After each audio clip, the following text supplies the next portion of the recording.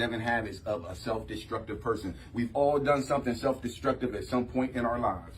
I have. Most of the time it's not intentional and doesn't become a habit. Self-destructive behaviors are those that are bound to harm you physically or mentally. It may be unintentional, or you may know exactly what you are doing, but the urge is too strong to control. Anyway. Problems can eventually arise when this type of behavior becomes habitual, when it's something that you're doing all of the time. All of the time when these behaviors become habitual. So, 7 habits of a self-destructive person. Number 1, you have a self-defeating mindset. Check. People with a self-defeating mindset struggle with thoughts like, I'm not good enough. I can't do it. Or I will never be successful. Even when they're in the midst of success. They're waiting for somebody to pull the rug from up under them. It can't last. It won't happen for me like this. Something bad has to happen. Keep telling yourself, and you're going to attract that right into your life. Because it's your most dominant thought. The law of attraction. It brings into our lives the things that are associated with our most dominant thoughts. You have a self-defeating mindset. People with a self-defeating mindset struggle with thoughts like, I'm not good enough, I can't do it, or I will never be successful. Do these thoughts haunt you before heading into a good situation? Think about that. You're heading into a good situation. Do these thoughts haunt you? You get an opportunity. Do these thoughts haunt you? Come on, here we go. A self-defeating mindset is when you have a constant stream of negative thoughts about yourself or your relationship with others, and rumination, which means you're thinking on negative thoughts constantly. And rumination negatively impacts your self-esteem. A self-defeating mindset can become a self-destructive habit because it does not allow you to be the best version of yourself and is caused by no one other than you. 7 habits of a self-destructive person. Number 2, you stuff your emotions. When we are hiding from our emotions, we fail to acknowledge both our positive and our negative emotions. You know how somebody say grin and bear it? That's BS. You ain't got to grin and bear nothing. If you don't feel good, you just don't feel good. And if you are angry, you're just angry. You just got to figure out, why am I angry? But don't sit there and act like you're not angry. Or don't sit around and be depressed and like saying before you go into work, let me get myself together before I go into work. And then you go into, hey, hi everybody, how y'all doing? And that is not you, and that's not how you feel. There's nothing wrong with going to your job and saying, look, I'm dealing with something right now. When we are hiding from our emotions, we fail to acknowledge both our positive and negative emotions. This results in a forced deception of our emotional state, leading to both physical and mental health issues that create additional stress on our bodies. You are at risk of having an outburst of emotions. This is all most likely due to deep emotional scarring, like dealing with the death of a loved one. You feel like it's better to not feel anything. You're feeling numb, so you feel like it's better to not feel anything to relieve the pain of grief. Over time, the emotions we stuff start to build up and can be much more harmful when they burst to the surface during a meltdown. So people who usually stuff their emotions, what's in their future is a meltdown. And that meltdown could be life or death. 7 habits of a self-destructive person. Number 3, you refuse to take action. People who refuse to take action may overindulge in playing video games instead of finding a much-needed job. You ever seen somebody, they play video games and they act like that's their job? But they don't have a real job.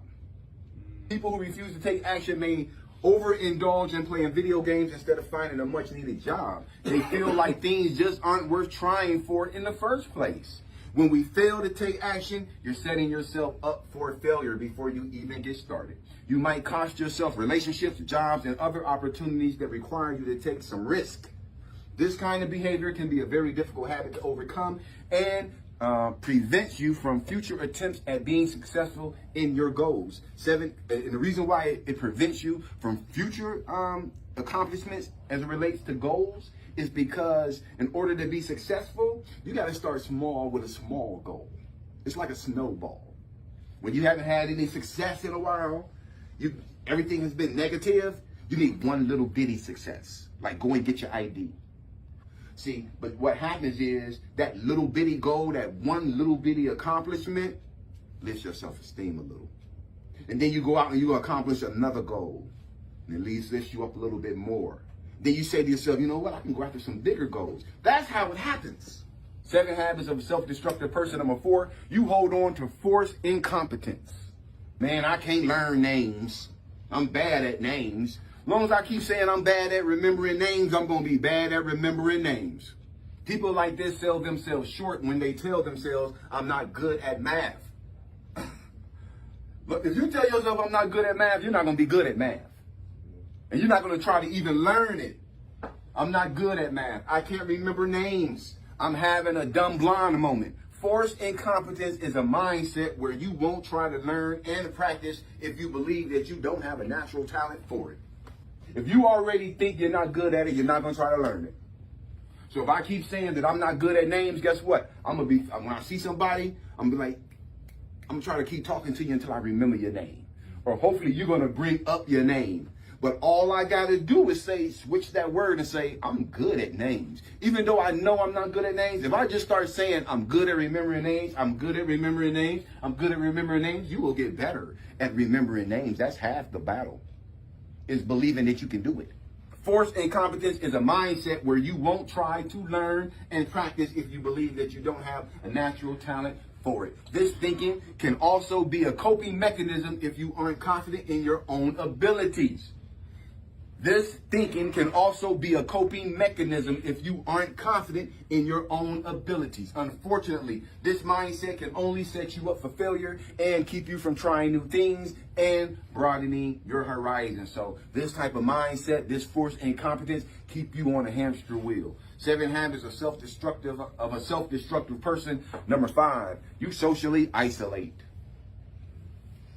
Yeah, you socially isolate. When we socially isolate, our friends and family no longer want to talk to us.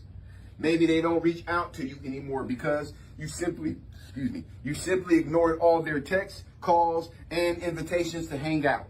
Isolating yourself from friends and family can be an active or subconscious choice. You might think that you're doing the world a favor, figuring everyone would just be better off if I just stay away. And that's not the truth, because there are some people who love you regardless of what you're telling yourself. In reality, all you are doing is harming yourself and the people close to you by damaging your important relationships and feeding depression and anxiety for yourself. 7 habits of a highly destructive person. Number 6, you are unnecessarily self-sacrificial.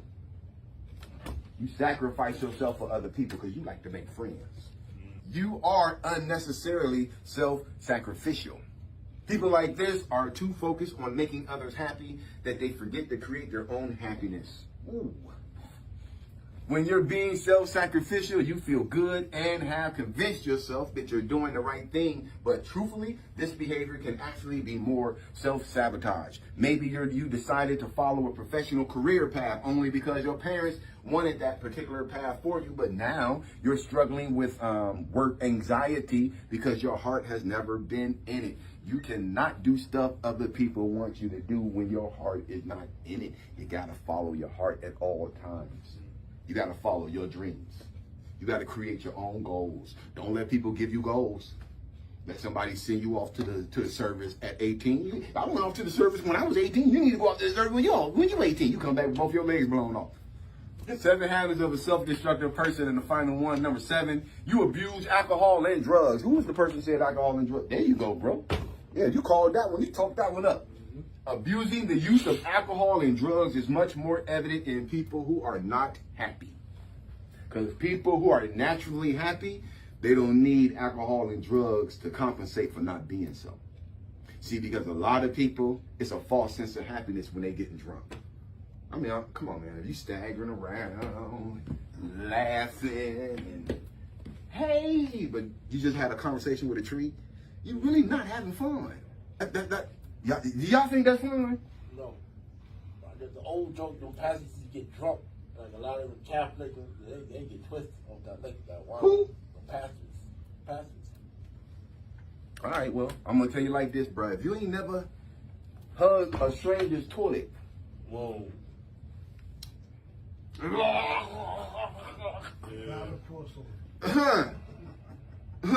Right. Y'all fronting, man. Y'all ain't keeping it real. Y'all ain't keeping it real. You ain't keeping it real. But reaching for these substances, you might be using them to escape from negative and toxic situations. Most people do. Meanwhile, the world around you keeps spinning and you will keep falling behind. And then you find yourself in an even worse situation than the one before. Because while you've been getting drunk and while you've been getting high, and when you come off of that high, your problem's been getting worse. And guess what? The first thing looking at you when you're sober up, your problem, like, how you doing? How your mama doing? Yeah. They ain't going nowhere, bro. You can't get rid of that. And then find yourself in an even worse situation than the one before. This can turn into a cycle that negatively affects your physical and your mental health, because you'll be spending your time chasing a feeling, trying to escape problems, when really you just making a problem worse. Because the best way to deal with a problem is to face it head on, with your eyes wide open, looking straight ahead. That's how you deal with your problems, face to face, with your head straight up. Just like this. That's how I deal with mine. I don't run from nothing. Deal with them, bro. We grown men in here. They not going nowhere. And you tougher than your problems.